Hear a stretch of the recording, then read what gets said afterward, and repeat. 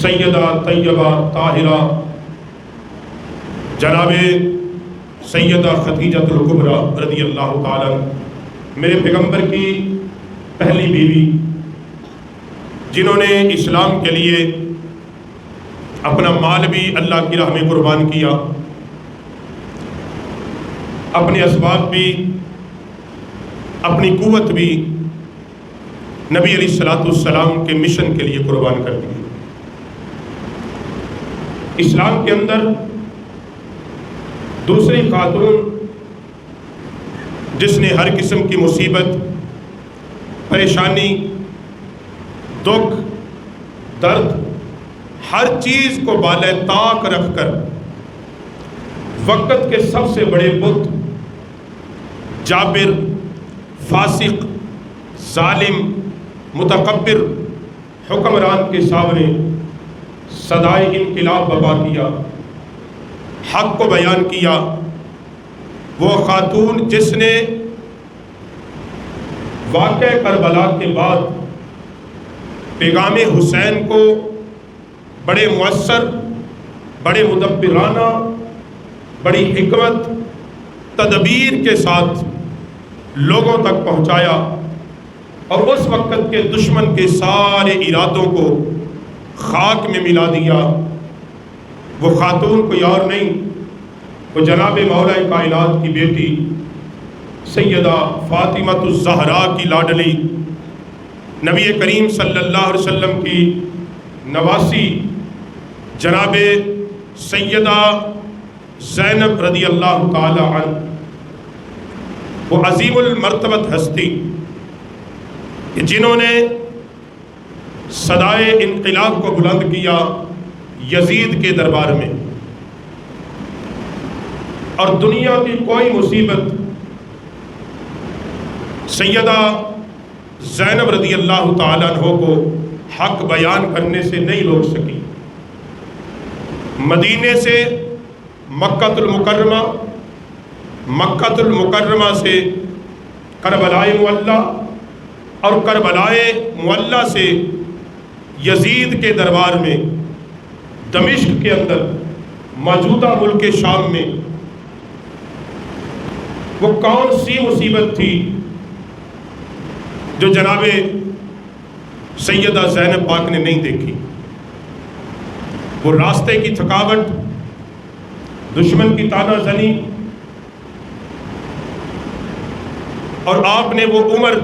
کہ جب آپ کی عمر صرف 7.5 سال کے قریب ہے، آپ کی والدہ اس دنیا سے پردہ فرما گئی، جناب سیدہ پاک،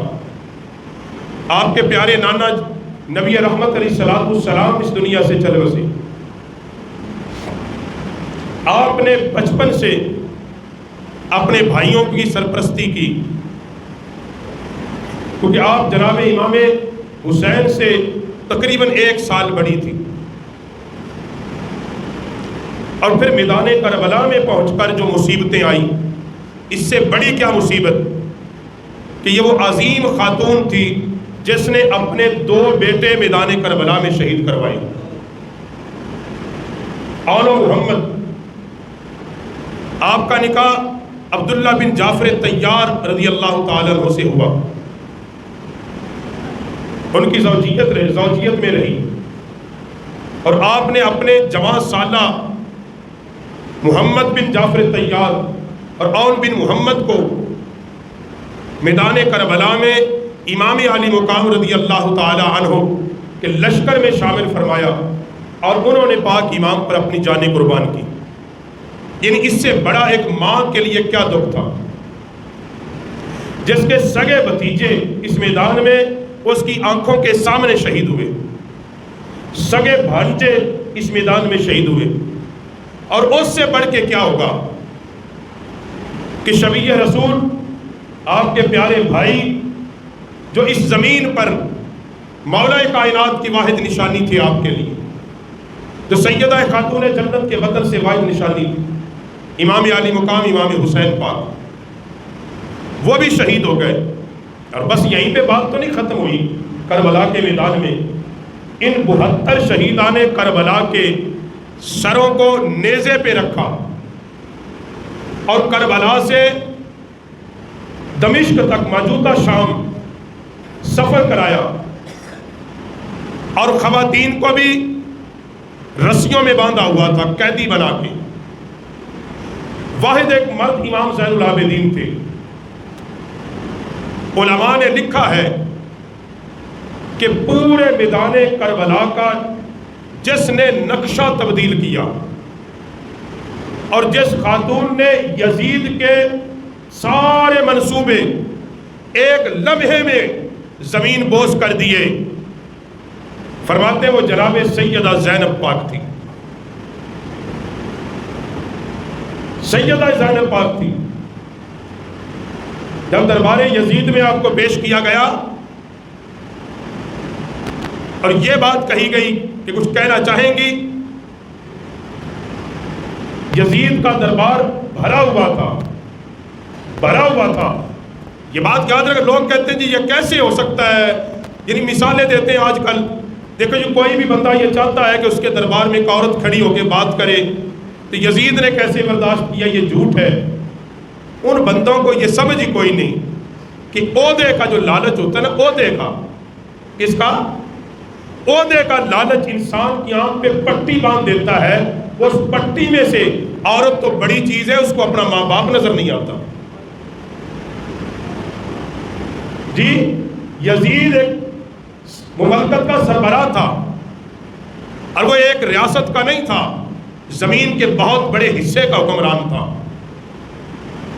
اجی ان بندوں نے کیسے کی؟ بھائی یہاں تو تمہیں کوئی اتنا کہہ دے کہ تم ایک سپاہی بھرتی کرا دوں گا تو منہ مان نہیں۔ یزید نے تو گورنریاں بانٹی تھی، گورنر ہے تو علاقے کا، اگر تو امام حسین کے خلاف کھڑا ہو جائے تو فلاں فوج کا سپہ سالار ہے، اگر تو امام حسین کے سامنے آ جائے۔ بات کو سمجھو، عہدے یہ شروع سے ہی بڑی چیز ہے، یہ آج کوئی نئی بات نہیں، شروع سے ہی بڑی چیز ہے۔ اس وقت جب اس نے کہا کچھ کہے گی، سیدہ زینب پاک نے سارے لوگوں کو متوجہ کیا، اپنا خطبہ شروع کیا۔ سیدہ زینب پاک نے کہا یا حسیبنا، اے لوگوں یاد کرو، جتنے بھی دربار یزید میں تھے، کہا یا حسیبنا،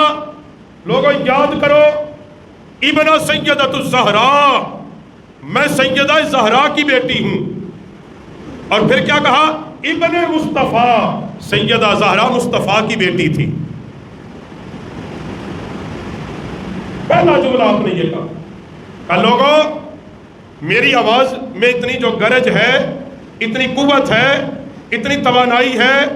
ساری تکلیفیں برداشت کرنے کے بعد میری زبان تھر تھرائی نہیں، میں روئی اور چیخی نہیں، اس لیے ہوں کہ میں نے دودھ فاطمہ الزہرا کا پیا ہے، خون میری رگوں میں مولا کائنات کا ہے۔